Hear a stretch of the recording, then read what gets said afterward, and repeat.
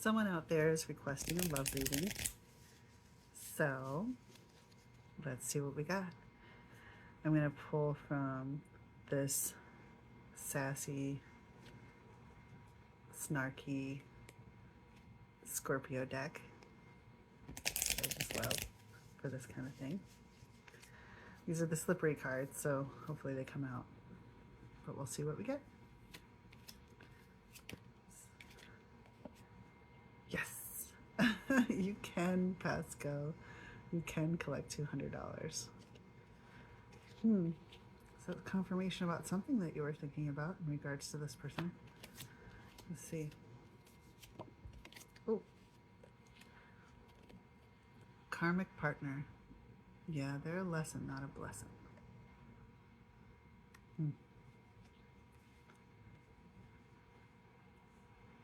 That's... No, that goes there. Yeah, I think whoever you're thinking about, I think they're a karmic partner. Let's see if we can get some more information.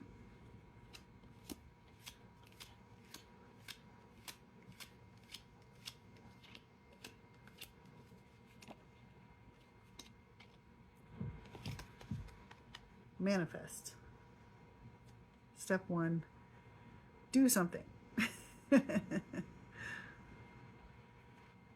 All right. So if the person in front of you is a karmic partner, looks like the universe is telling you to do something about it. Like what? Growth. They want growth. Learn the lesson, receive the blessing. So you've got a karmic lesson in front of you. Whatever's happening in love right now, it's karmic. And you need to see the lesson there and move along so that you can manifest what you actually want. So what do you actually want? If you did grow, what would come your way? Holy shit. Twin flame. Well, that's not beating around the bush now, is it? But it says he's a runner.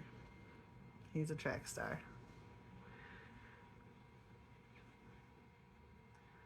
It's all about the journey. Twin flame is not easy. I don't know if I'd wish that on anyone. But okay. All right, one more, and then we'll move over to tarot.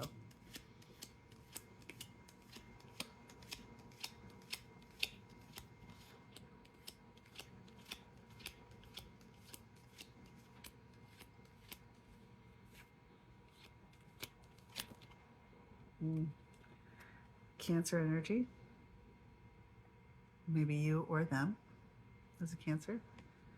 But whoever is the Cancer is the runner in this scenario. Okay. Well, I feel like one more. Let's try just one more. Let's see what we got. One more.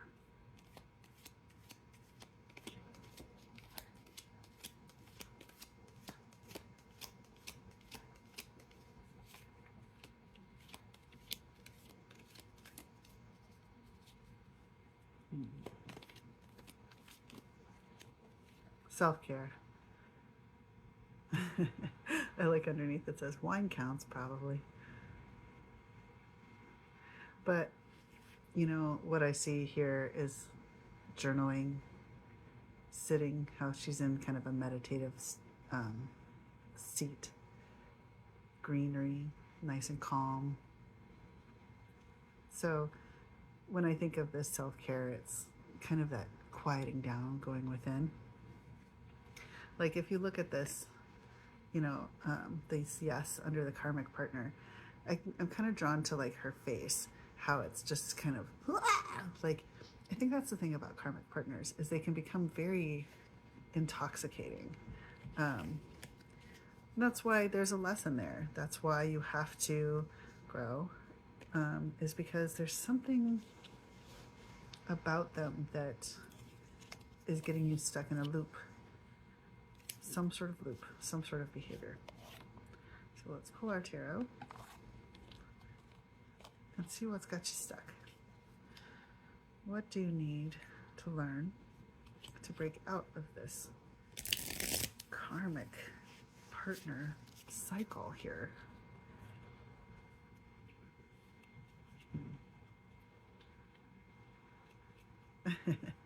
Karmic Math 101. If they're toxic and fine, they're still toxic.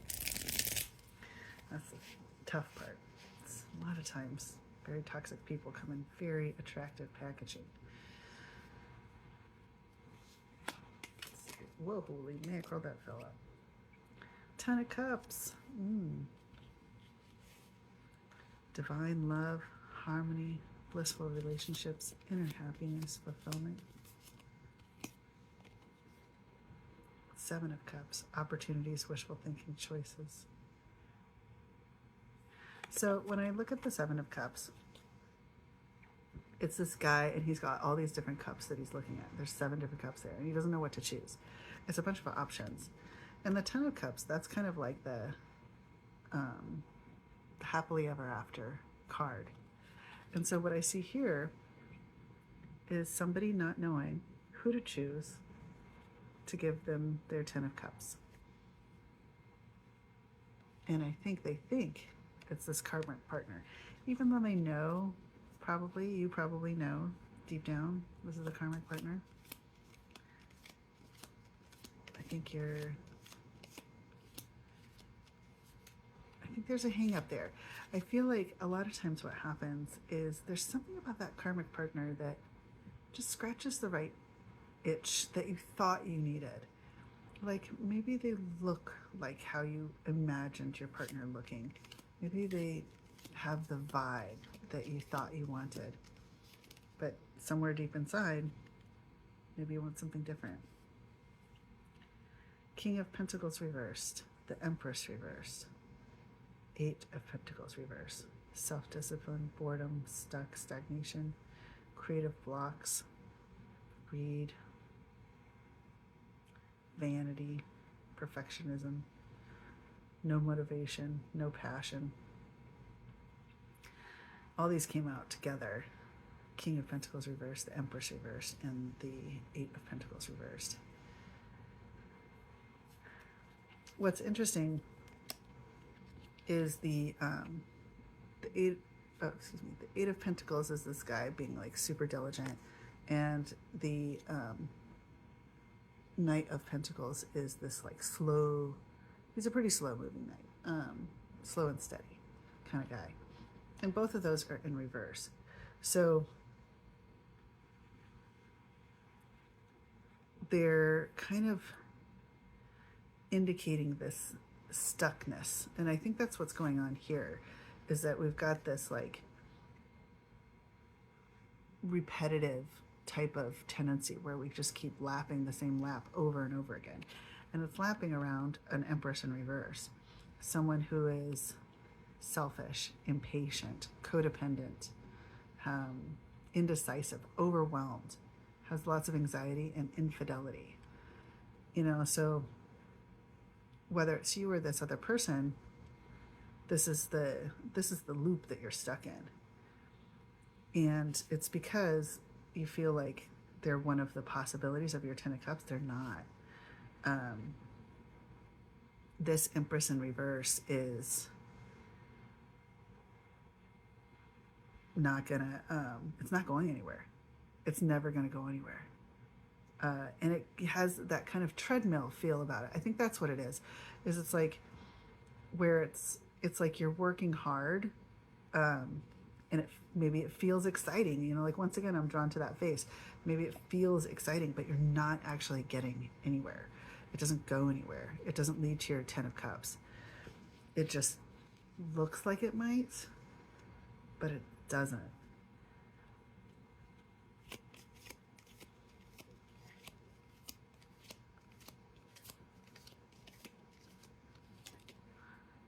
Ace of Cups. New love, feeling, spirituality, proposal, marriage.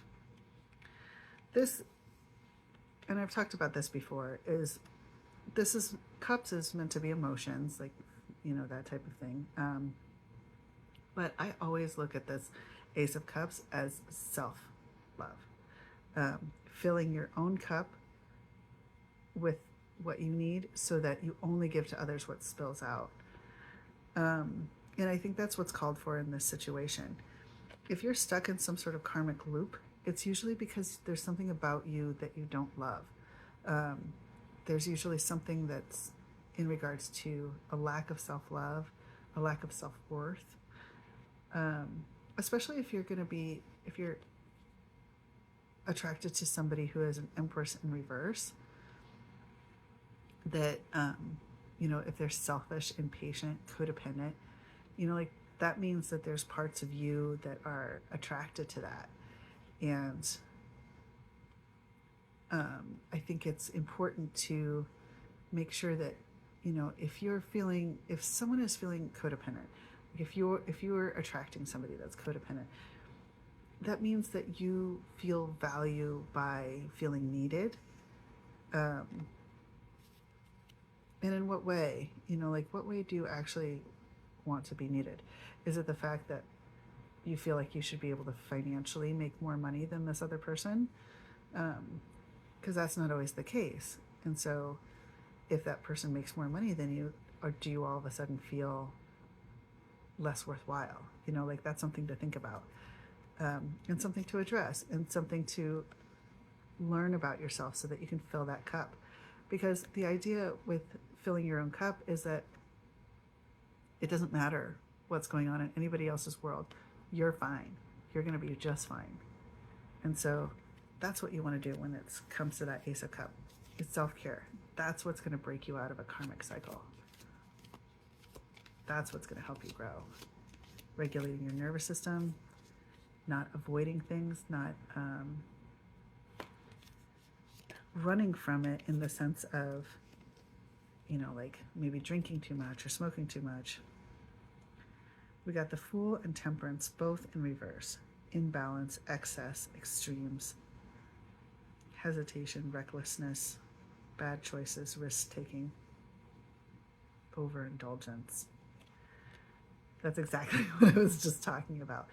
This is the type of behavior that just misaligns you. You're running away from what actually needs to happen to give you an Ace of Cups by hiding underneath all of this overindulgence, by hiding under recklessness, by hiding under adrenaline-seeking behaviors and excitement.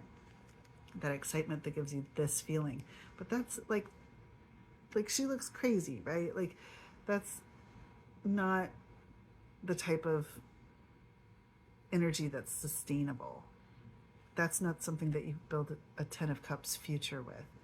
That's something that's exciting but temporary, because you just can't sustain that.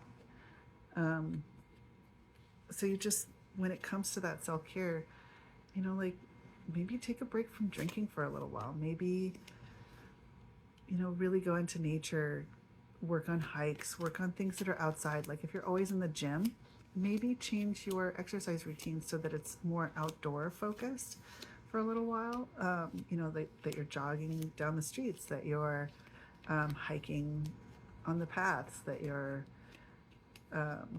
if you're lifting weights, maybe there's parks that have places that you can lift stuff. Maybe go out to a old junkyard and just flip tires for a while. I don't know. But I think there's something there that you got to address. You got to switch it up for yourself so that you're filling your cup in a different way. 7 of Pentacles, yeah, and Death in reverse. So 7 of Pentacles is this dude, he's planted all that stuff. He's planted his harvest, and now he's just waiting for it to grow. And he's just sitting there. And I think that's the thing about all of this, is this Ace of Cups, manifesting, meditating, and growing. That's not very exciting. And I'm sorry. It actually is, but not at first. And that's that Death in reverse. That was the other card that came out. Resistance to change, fearing change, holding on, stagnation, decay, and a personal transformation that needs to happen. You are trying to chase this 10 of Cups. There's a twin flame on the other side of it that is running from you because of your lack of growth. I think there's a part of this that you're afraid that you might actually get, like, who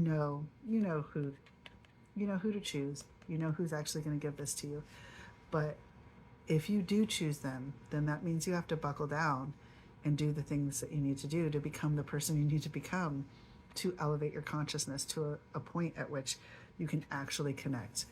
Because if you're on a twin flame journey of some sort, that means the journey itself is not necessarily about this other person, it's about you. A lot of twin flames do not ever come into union in a lifetime, and it's because it requires so much. It requires so much internal growth, so much transformation. People's lives get turned inside out as they navigate this level of transformation, because your activation into a twin flame journey is because the universe is asking you to become something that not one person can do. It's asking you to become something so much more. Maximum potential, maximum output for the greater good. That's why so many people are getting activated onto a twin flame journey, even though I hate the fucking name. Like, it's not, because it's not a twin. It's just a soul tie. It's just a form of a soul tie. And the only thing that makes it twin is that you're tethered with another person. But if they don't grow, then you guys never come into alignment. It requires both parties to move in this direction. And there's usually one that's running.